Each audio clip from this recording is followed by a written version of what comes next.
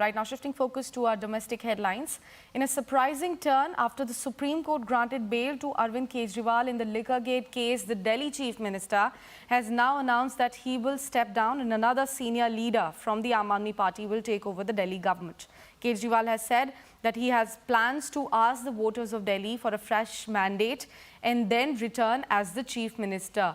He is called for an early elections in November along with Maharashtra state polls. The Aam Aadmi Party has praised his announcement, calling it a masterclass in statesmanship and believes that the People Court will support Kejriwal once again. Meanwhile, BJP and Congress are questioning why Kejriwal needs 48 hours to decide on his successor.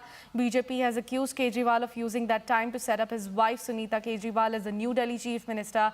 Now the big question is, who will replace Kejriwal as the Delhi's Chief Minister?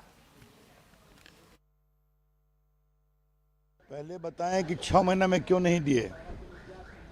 हम लालू जी के घोर विरोधी हैं, लेकिन चारा घोटाले में गए तो पत्नी को सीएम बनाया, इस्तीफा दिए ना।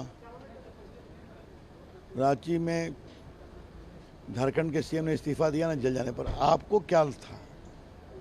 डर था। सबसे जरूरी हमारे लिए ये है जनता का फैसला।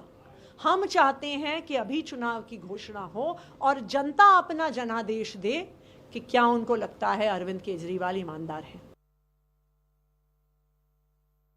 अरविंद केजरीवाल जी की पीएचडी हो चुकी है कि मजबूरी को उपलब्धि में कैसे बताया जाए, how to make a virtue out of a necessity. दरअसल पूरा प्लान ये है कि अब किसी प्रकार से घर के एक सदस्य अर्थात सुनीता केजरीवाल को मुख्यमंत्री बनाना है, इसीलिए आगे के और 2 दिन भी लेने का काम किया गया है। और उस पर विस्तृत चर्चा हुई। उसमें उन्होंने कहा कि जिस ढंग से मुझे सरकार को घेरा गया, बेईमानी का तमगा, भ्रष्टाचार का तमगा लगाने का बीजेपी ने प्रयास किया, उनके सभी छुट भइयों ने प्रयास किया।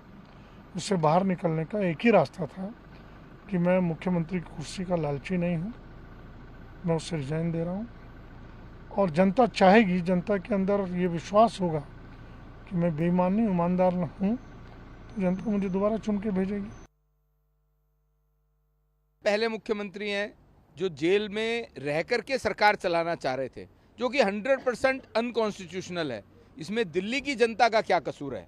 एक मुख्यमंत्री जो पिछले 10 साल से दिल्ली का मुख्यमंत्री है, कोई परफॉर्मेंस नहीं है, कोई दिल्ली में विकास नहीं है, लेकिन सत्ता का मोह इतना ज़्यादा है, जो राजनीति बदलने आए थे पता नहीं क्या क्या बदल दिया। What Mr. Kejriwal is attempting to do is something similar to that, where a man with unimpeachable integrity has been castigated with certain allegations by a section of the opposition. He chooses to go to the people and seek their verdict, and I am very, very sure that people will deliver a verdict in favor of Mr. Kejriwal and in no uncertain terms, in a completely unequivocal manner, declare him to be a man with unimpeachable integrity.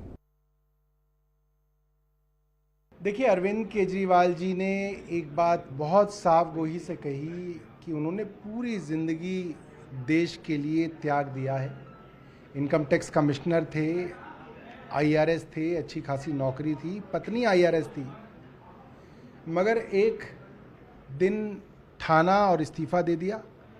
10 साल तक दिल्ली की झुग्गियों के अंदर उन लोगों के साथ रहे, उन लोगों के जीवन से सीख ली, मगर आज उन्होंने फैसला किया कि देखिए, कोर्ट ने तो मुझे बेल दे दी, मगर जो जनता की कोर्ट है, मुझे आज उसमें जाना है। और मेरी जनता अगर कहेगी कि अरविंद केजरीवाल ईमानदार है, तो इस मुख्यमंत्री की कुर्सी पे बैठूंगा, वरना इस कुर्सी पर नहीं बैठूंगा। ये बहुत बड़ी बात है आज के भारत के अंदर। With that, it's time for a quick commercial break here on CNN News 18. Do stay with us. We'll come right back with more news and updates right on the other side.